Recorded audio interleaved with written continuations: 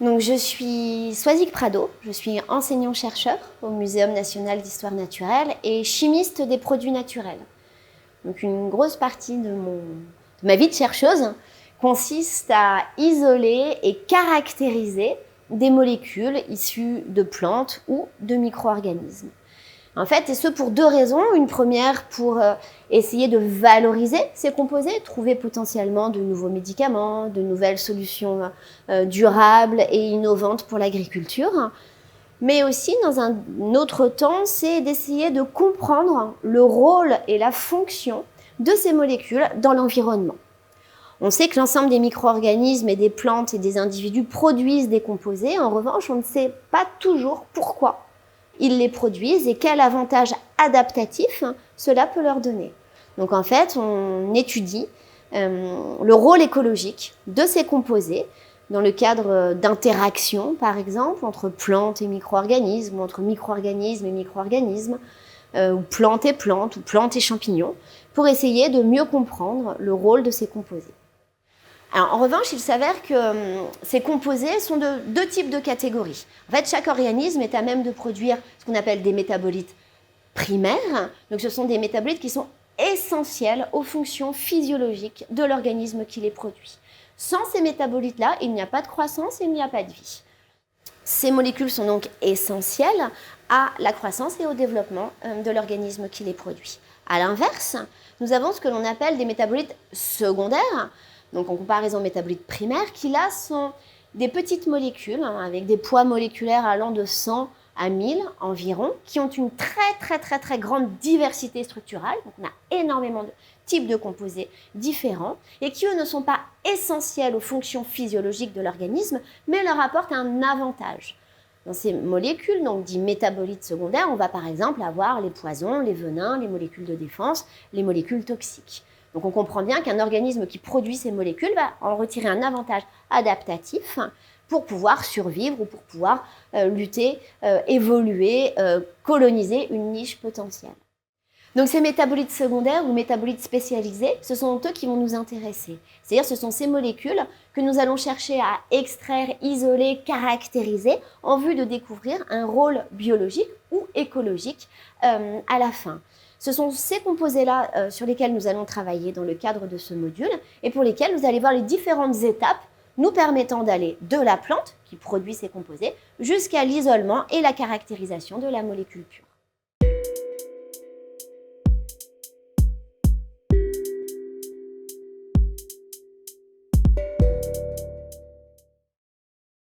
Donc ici, nous allons parler du procédé, du principe d'extraction. Donc en fait, qu'est-ce que nous faisons pour extraire les molécules qui sont contenues dans une plante ou dans des micro-organismes?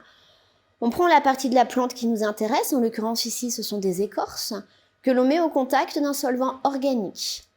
Les molécules qui ont une affinité pour le solvant vont directement passer dans le solvant. C'est un petit peu comme quand vous faites un thé le matin, vous mettez votre sachet de thé dans l'eau, l'eau est translucide, au fur et à mesure l'eau se colore, l'ensemble des molécules qui sont contenues dans les feuilles de thé qui ont une affinité pour l'eau vont passer dans l'eau et donc vont colorer votre thé du matin. Ici, c'est exactement le même principe.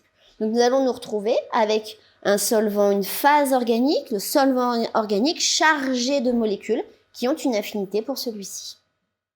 Une fois que nous avons extrait l'ensemble des molécules, donc qui se trouvent dans le solvant organique, il va nous falloir éliminer ce solvant organique pour pouvoir envisager les étapes de purification.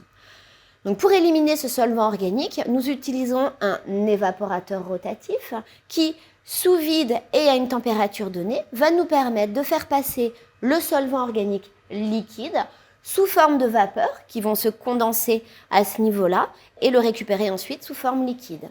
Nous obtiendrons, in fine, ce qu'on appelle un extrait brut, donc l'ensemble des molécules extraites par le solvant organique mais débarrassées de ce solvant.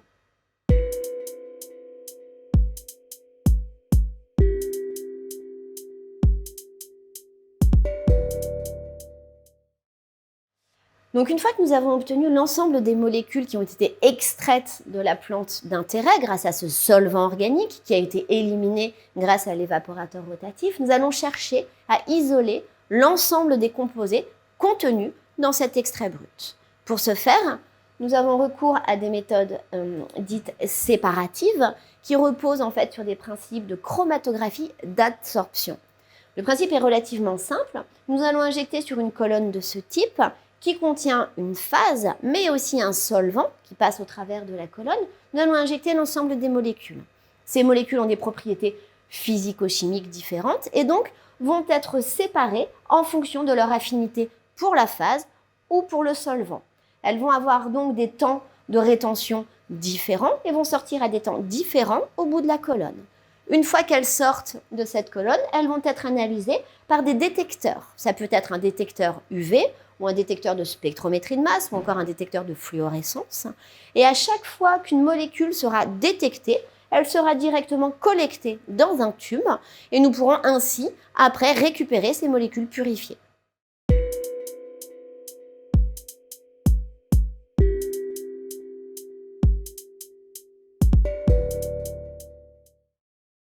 Donc nous sommes ici sur la plateforme de RMN pour résonance magnétique nucléaire du muséum. En fait, cette plateforme et plus particulièrement cet équipement nous permet de caractériser les structures des molécules que nous avons au préalable isolées à partir de plantes. Donc en fait, cette technique repose sur les propriétés magnétiques de certains noyaux que contiennent les molécules. Et grâce à cette technique, nous allons pouvoir caractériser ce que l'on appelle la formule développée, c'est-à-dire l'agencement des atomes de carbone, d'hydrogène et d'azote d'une molécule pour pouvoir définir la structure globale de ce composé. Donc l'analyse d'un spectre de RMN va nous fournir des informations sur l'emplacement des protons, les corrélations des protons les uns avec les autres, dans le cas d'un spectre proton, et par exemple pourra nous amener à caractériser finement la structure développée, donc comme vous avez ici, de ce peptide qui correspond au spectre que nous avons sous les yeux. Donc nous sommes maintenant ici sur la plateforme de spectrométrie de masse du muséum. Donc la spectrométrie de masse, en fait, est une technique qui repose sur la faculté de ionisation des composés et qui va permettre de déterminer ce que nous appelons son rapport masse sur charge.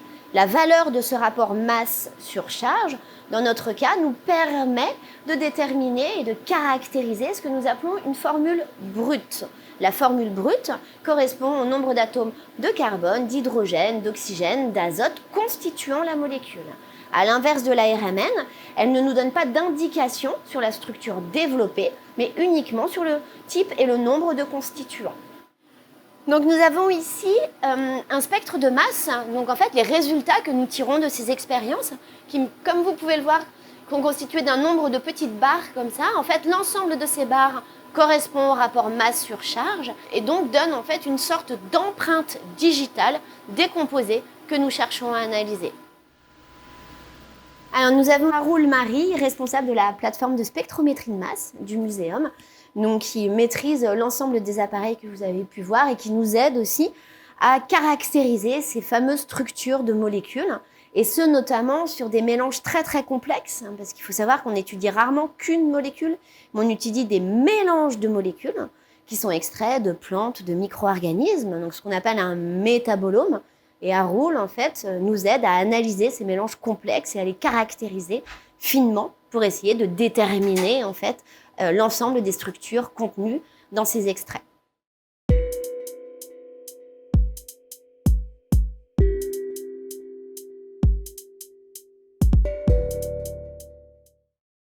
Ce qu'il faut savoir, c'est qu'à l'heure actuelle, encore 50% des médicaments qui sont mis sur le marché sont issus ou dérivés de produits naturels. Donc, outre en fait les connaissances ancestrales que l'on peut avoir sur les plantes et qu'on verra dans le cadre de ce module, il y a aussi toute cette recherche très active pour essayer de trouver de nouveaux médicaments ou de nouvelles solutions alternatives, comme je vous le disais tout à l'heure, en agriculture ou dans d'autres domaines thérapeutiques, grâce à l'étude de ces métabolites secondaires et de leur bioactivité. Donc pour ce faire, cette bioactivité, on va l'évaluer à travers des tests biologiques, en collaboration avec des biologistes ou avec des tests que nous avons nous-mêmes au laboratoire ou même avec des industriels pour essayer de découvrir quelle est leur fonction biologique et comment on peut potentiellement les développer dans le cadre de la découverte de nouvelles molécules bioactives.